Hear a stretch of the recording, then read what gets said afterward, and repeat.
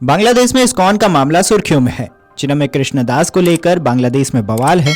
जहां एक तरफ चिन्मय कृष्णदास के केस को लड़ने को लेकर बांग्लादेश में एक प्रमुख वकील रविंद्र घोष ने सोमवार को दावा कर दिया कि जेल में बंद हिंदू संत चिन्मय कृष्णदास का प्रतिनिधित्व करने का फैसला करने के बाद उन्हें मौत की धमकियां मिल रही हैं।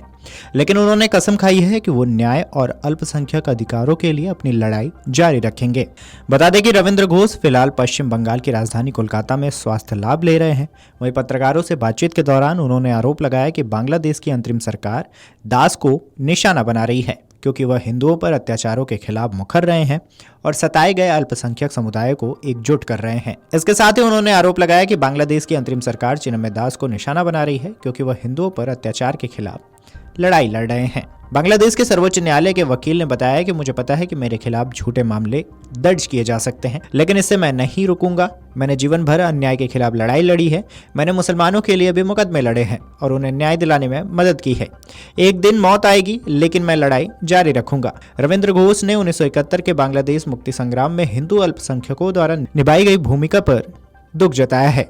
उन्होंने कहा है कि बांग्लादेश में अल्पसंख्यकों के खिलाफ चल रहे अत्याचार युद्ध के मूल सिद्धांतों को पराजित करते हैं, जो पश्चिमी पाकिस्तान और पूर्वी पाकिस्तान अब बांग्लादेश के नागरिकों के साथ असमान व्यवहार को समाप्त करने के लिए लड़ा गया था। कोलकाता के बैरकपुर से बोलते हुए जहां वे इलाज के लिए आए हैं, रविंद्र घोष ने कहा कि जिस दिन से मैंने घोषणा की है कि मैं चिन्मय दास की लड़ाई लड़ूंगा, मुझे जान से मारने की धमकियां मिल रही हैं। मुझे नियमित रूप से धमकी भरे कॉल और संदेश मिलते हैं, लेकिन यह मुझे अपना कर्तव्य निभाने से नहीं रोकेगा। मैं चिन्मय कृष्णदास और अन्य हिंदुओं के साथ हुए अन्याय के खिलाफ लड़ाई जारी रखूंगा। First of all, we would like to thank mister Ravindra Ghosh who is standing for Chinmay Krishnadas, and he is, I think, appearing for the second time in the court today. We just hope that the government of Bangladesh provide enough security to him so that he can plead for Chinmay Krishnadas. If the natural thing for any country, for any civilized country, is that justice system should work and prevail.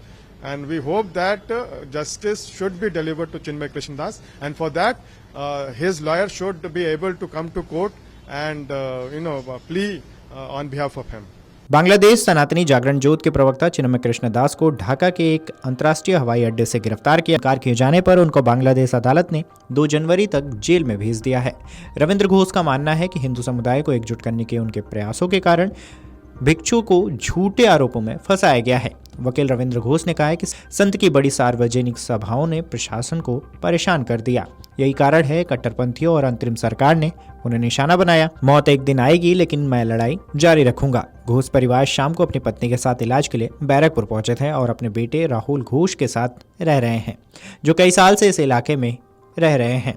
बता दें कि बांग्लादेश सम्मिलित सनातनी जागरण जोत के प्रवक्ता चिन्मय कृष्णदास को इस महीने की शुरुआत में ढाका के एक अंतर्राष्ट्रीय हवाई अड्डे से गिरफ्तार किया गया था, जब वो एक रैली को संबोधित करने जा रहे थे। इसके बाद उन्हें जमानत देने से इनकार किया गया, जिसके बाद से ही मामला गरमाया रहा है।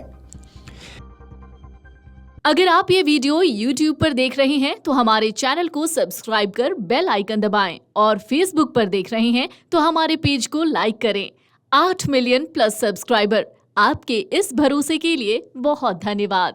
अगर आप ये वीडियो YouTube पर देख रहे हैं तो हमारे चैनल को सब्सक्राइब कर बेल आइकन दबाएं, और Facebook पर देख रहे हैं तो हमारे पेज को लाइक करें। 8 मिलियन प्लस सब्सक्राइबर, आपके इस भरोसे के लिए बहुत धन्यवाद।